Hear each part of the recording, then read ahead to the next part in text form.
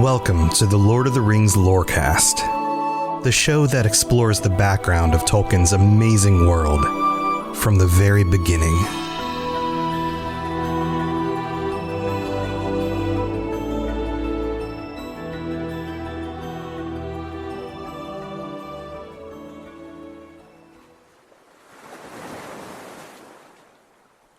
We're on the coast, where most of the ships usually set sail from Numenor. And I want you to imagine what it would be like in this situation during these dire times to be Elendil, Amandil's son, the person that he has confided the most in about what he's about to do. And Elendil here is watching Amandil's ship set sail from the port for the last time, with a plan to do what Arendil did millennia before, to seek the Valar, to ask for their help and their forgiveness. And he sets out on a small ship with 3 companions. And although Elendil doesn't know it now, Amandil and his companions will never be heard from again. Now, what happens to them, we don't know. There is no account, there is no tale, there is not even a guess of what happens to their fate. It says in the text that he took with him 3 servants dear to his heart, and never again were they heard of by word or sign in this world. Nor is there any tale or guess of their fate. It was time for Elendil to act, because things were about to get even worse.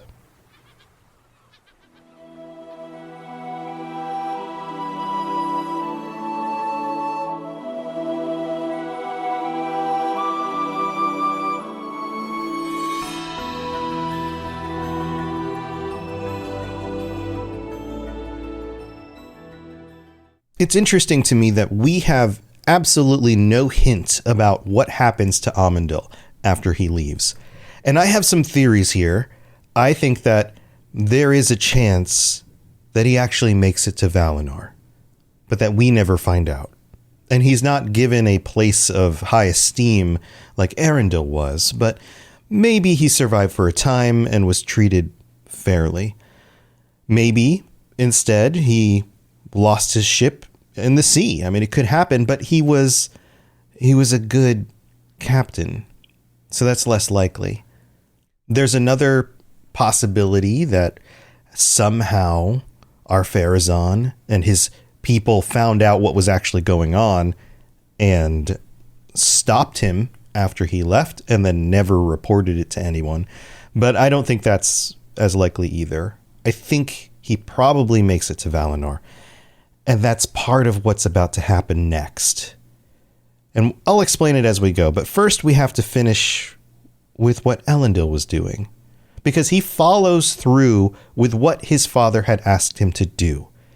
He fills the ships that are left with the faithful, with their families, and a number of things, like their stuff, beautiful things, things of power. It says here, many things there were of beauty and power, such as the Numenorians had contrived in the days of their wisdom, vessels and jewels and scrolls of lore written in scarlet and black. Scarlet and black is interesting. It's not just written in black ink. We have deep red ink as well, almost like this is the blood of the people recording their history. I'm not sure exactly what that means and why that detail was added in. So if you have any thoughts on that, that's about as close as I can come to figuring that out. And then we're told that they bring with them 7 stones that were gifts of the Eldar. And we're not told the name of these stones, but it seems pretty clear that these are the Palantiri, the seeing stones that were mentioned much earlier in the Silmarillion that come into play in the Third Age during the Lord of the Rings. And on Isildur's ship, there's a young tree. The tree that grew from Nimloth the Fair. Remember, Isildur went and stole the fruit of the tree. Well, they were able to plant a new one. This will become the tree that we see in Minas Tirith. Yet another symbolic tree in the whole span of symbolic and powerful trees dating all the way back to the creation of Valinor. And we're told that Elendil and Isildur and the rest of the faithful wait for a time for a symbol because they were concerned. They didn't know what would happen with Amandil, and they get no signal. It says here that he journeyed in secret to the western shores and gazed out over the sea, for sorrow and yearning were upon him, and he greatly loved his father. But naught could he descry save the fleets of Ar-Pharazon gathering in the havens of the west. Ar-Pharazon's war party of ships keeps getting bigger. And after a period of time, they decide to leave, they being the faithful. We aren't given a specific amount of time, but I think they probably waited a number of years. We have so much information compacted into this. The stealing of the fruit of the tree, it growing into a small plant, a small actual tree, and then the leaving of Amandil, and then eventually the leaving of the faithful. But I think this takes maybe a decade or two of time, actually, although we aren't given specifics here. And in all of that time, Ar-Pharazon is amassing armies, and Sauron's power is growing and growing. And then we get a response by the Valar. Quote, "Now aforetime in the Isle of Númenor, the weather was ever apt to the needs and the liking of men. Rain in due season and ever in measure. And sunshine, now warmer, now cooler, and winds from the sea. It sounded like an idyllic place with just the right amount of rain, just the right amount of sun and wind. And when the wind was in the west, it seemed to many that it was filled with a fragrance, fleeting but sweet, heart-stirring, as of flowers that bloom forever in undying meads and have no names on mortal shores." They get this whiff of the Holy Land blowing into their island. But things begin to change. It says, "But all this was now changed, for the sky itself was darkened, and there were storms of rain and hail in those days, and violent winds. And ever and anon a great ship of the Númenóreans would founder and return not to haven, though such a grief had not till then befallen them since the rising of the star. And out of the west there would come at times a great cloud in the evening, shaped as it were an eagle, with pinions spread to the north and the south. And slowly it would loom up, blotting out the sunset, and then uttermost night would fall upon Númenor. And some of the eagles bore lightning beneath their wings, and thunder echoed between sea and cloud." This is clearly Manwë's doing. Now, does this happen at this point in the story because he is clued in by Amandil to what is actually happening here? Or are they finally starting to respond to the corruption that Sauron has created here? And I think it may be connected to the first. I also think that somehow they know that the faithful have left. The only people left here in Númenor are those that have turned their backs on the Valar. Those who are remaining have had plenty of time to change their ways.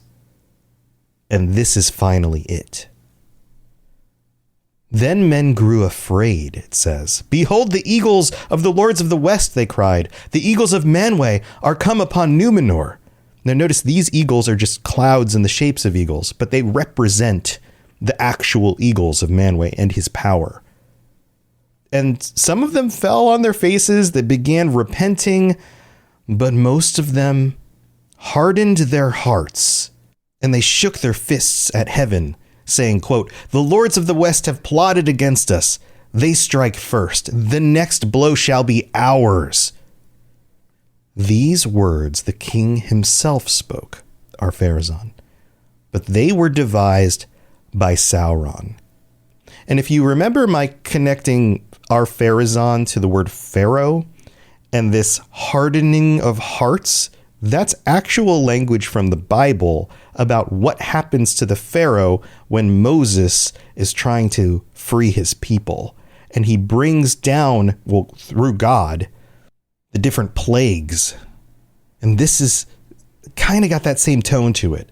These people are too proud, they will not listen, and so they will be punished by the gods, in this case, the Valar. And then lightning increases and it starts hitting people. And in a really epic moment, the temple catches fire. It says here, a fiery bolt smote the dome of the temple and shore it asunder. Remember, this is a temple to Morgoth. And it was wreathed in flame, but the temple itself was unshaken. And Sauron stood there upon the pinnacle and defied the lightning and was unharmed. And in that hour, men called him a god and did all that he would do. He stood in direct defiance of the Valar at the top of this temple, and none of the lightning bolts hit him. Was that intentional? Was the lightning just random? I'm not sure that we know. And then it goes on and says, "When therefore the last portent came, they heeded it little, for the land shook under them, and a groaning as of thunder underground was mingled with the roaring of the sea, and smoke issued from the peak of Metaltarma. But all the more did Ar-Pharazon press on with his armament." And we get another glimpse at this. Well, it's described now as an archipelago of 1,000 isles. This armada of ships, 1,000 ships, their masts like a forest upon the mountains, and their sails like a brooding cloud, all ready to go to war. Their banners are golden and black. They've taken those colors. Gold, which I think represents their greed and their pride, and black, Morgoth's color. And everybody's waiting for Ar-Pharazon to give them the word, to send them out to sea.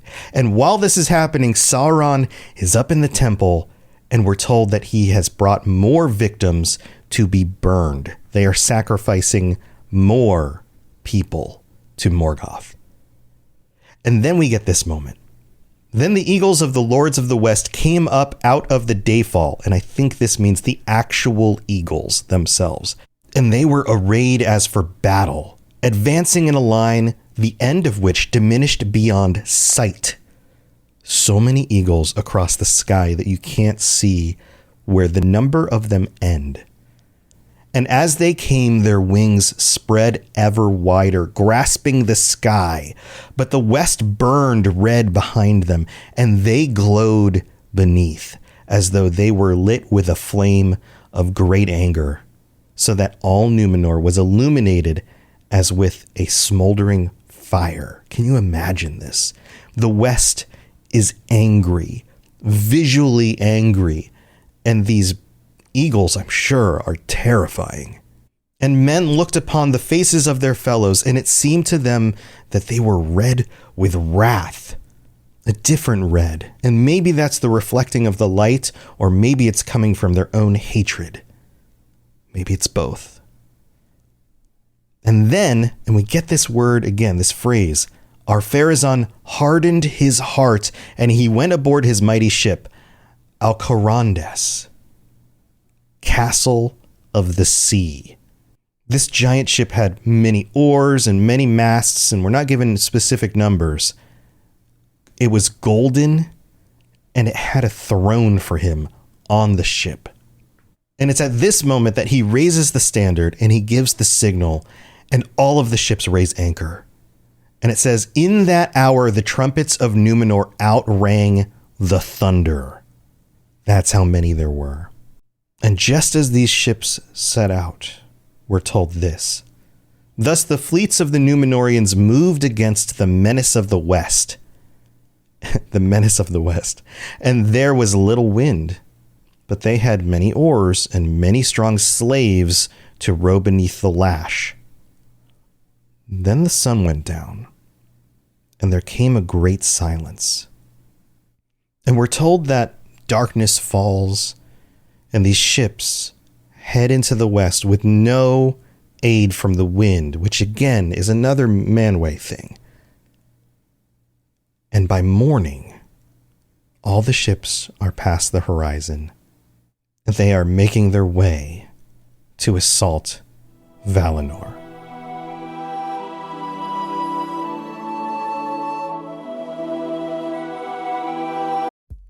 It's time for that spring reset. I'm taking a look at everything in my closet and figuring out that, oh no, this absolutely needs to go. And it's about time I replace things so that my clothes aren't older than my 15-year-old. Now you might think that they lasted that long because they were well made, but no, they're in terrible condition. Unlike the new jeans I just got from Quince. Jeans have always been my personal go-to because you can kind of wear them for lots of different things, but maybe they're not your thing. Maybe you're looking for, 100% European linen with insanely soft flow knit activewear fabric. It's definitely getting warmer, and their flow knit activewear is moisture wicking, anti-odor, and soft enough that you'll actually want to wear it every day. So pick out what you want. You can't go wrong because they have prices 50 to 60% less than similar brands. And like I said before, they are high quality. I continue to wear their clothes all the time, and I know that these new jeans are going to last me a lot better than the other things in my wardrobe. And on top of it, they look great. They're so comfortable, and I spent just as much on the jeans that I am now cleaning out of my wardrobe. So if you're looking for something better, just all around better, go check out Quince. So go do it right now. Refresh your wardrobe with Quince. Go to quince.com/ringslore for free shipping and 365-day returns. Now available in Canada too. Go to quince.com/ringslore for free shipping and 365-day returns. Quince.com/ringslore.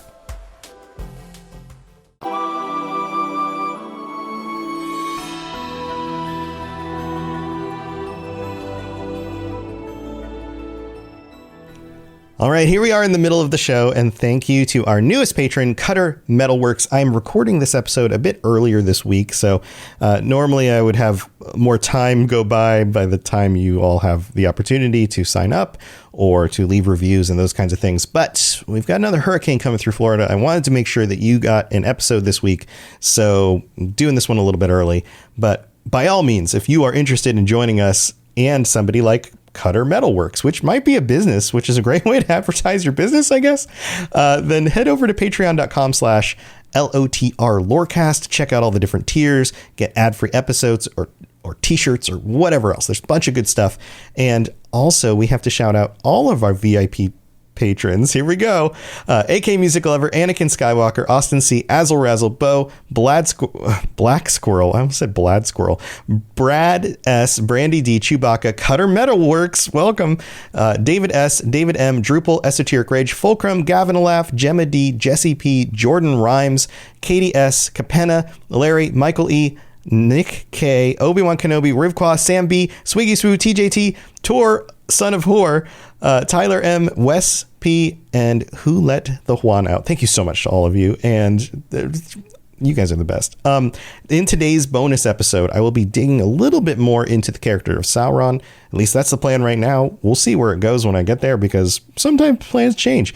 But I hope you are enjoying the extra bonus episodes that everybody who signs up as a middle tier or higher tier patron gets to experience. And if you're looking for more content, if you made your way all the way through everything that I've done so far on the regular show, it's a great way to get lots of other stuff to listen to and some really cool insights from our community and comments from them on some of those episodes as well. So lots of cool stuff to check out. Also, if you'd like to help out the show by leaving a review on Apple Podcasts, that's a great way to do it as well. Again, I'm recording this so early that I don't have an update on the reviews from last week, but there's no stopping you if you want to help us out that way. It's a great way to do it. Plus, telling your friends and all of that.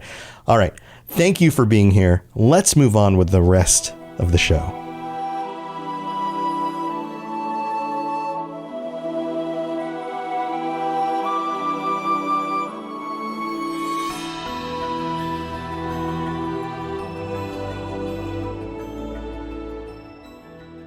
So do you remember the moment when Tur enters Valinor? He lands on the shores. There's nobody there. He makes his way into the city. There's no response. We have another similar situation here. The fleets make their way encompassing Avalon and the Isle of Eresia. And at that point, of course, the elves notice them and they all start mourning for what they see is about to happen. But the ships pass on, headed to Aman, the land, the blessed realm of Valinor. And then they hit the coasts of Valinor. And we get this moment where we're told that all was silent. It's as if the entire host, thousands and thousands of soldiers, all realize right now what's about to happen. And it says, doom hung by a thread. And again, we have to remember Tolkien's use of the word doom, meaning more like fate. And it says here that Ar-Pharazon wavered at the end, and he almost turned back. His heart misgave him when he looked upon these soundless shores and saw Taniquetil, shining, whiter than snow, colder than death, silent, immutable, terrible as the shadow of the light of Iluvatar. This is a scene of power. He's seeing something he's never seen before and is in awe of it. Remember, he's been poisoned with the idea that the Valar are against them and that their beauty is all just a show. It doesn't actually match their holiness and their goodness. But here he's presented with it directly. And we get this moment where he almost turns back. And then we're told, but pride was now his master. Sauron's hooks are so deep in him at this point that he can't turn back. It's a similar moment to, for example, the ring bearers not being able to toss the ring into the fire. Sauron has this innate ability to take the pride of men and to take what they want to do and to shut that down and to grow their pride and their greed and all of these other qualities that he can utilize against them. And he's doing it here now without a ring because he's been poisoning Ar-Pharazon's mind for so long. And then we get the moment similar to Tur. He leaves the ship. He strides up on the shore, claiming the land for his own if none should do battle for it, because they are not met with an army face to face. They're met with an empty city. And it says, a host of the Númenóreans encamped in might about Tuna, the hill of the city. And all of the elves that lived here have fled. There are no elves, there are no Valar. And then we are told this. Then Manwë upon the mountain called upon Iluvatar, and for that time the Valar laid down their government of Arda. Manwë and the Valar step back, and they basically say, Father, Iluvatar, you are in charge. Do what you will. And what happens next is not because of the will of the Valar. It is the will directly of Iluvatar on what happens to his children, these Númenóreans, and the world. But Iluvatar showed forth his power, and he changed the fashion of the world. The fashion of the world means the very makeup of the way Arda works. And a great chasm opened in the sea between Numenor and the Deathless Lands, the realms of Valinor. And the waters flowed down into it, and the noise and smoke of the cataracts went up to heaven, and the world was shaken. He cuts open the world and cleaves a rift between the realms of Valinor and the rest of Middle-earth. So what happens to the ships? Well, this is what it says. And all the fleets of the Númenóreans were drawn down into the abyss, and they were drowned and swallowed up forever. But Ar-Pharazon, the king, and the mortal warriors that had set foot upon the land of Aman were buried under falling hills. There it is said that they lie imprisoned in the caves of the Forgotten until the last battle and the day of doom. This means that they are not given death. They got what they wanted, and they are now entombed, living due to the will of Iluvatar until the end times. And there's a bonus episode where I talk about what Tolkien was planning to do with the end times that never got published with the Silmarillion. And it's not officially canon, but it's a really fun concept if you think about like those edge cases of things that he had written out but never really fully committed to. The end times include Morgoth returning and fighting with Turin Turambar, who kills him at last. And these Númenóreans, these unfaithful, see for themselves the terror of who Morgoth is in the end times, and the good forces that rise up against him in like a sort of Ragnarok kind of ending to the world. And so this is the end of Ar-Pharazon and the soldiers that made their way into Valinor. But what about the land? What happens to the land? We've got Aman and some other islands. There's this whole section of this undying land over here in the west. Well, it says, but the land of Aman and Eresia of the Elder were taken away and removed beyond the reach of men forever. But what does that mean? It means they actually were removed from the world itself. They now exist in a like a heaven-like state that is separated physically from the rest of the what becomes a planet here.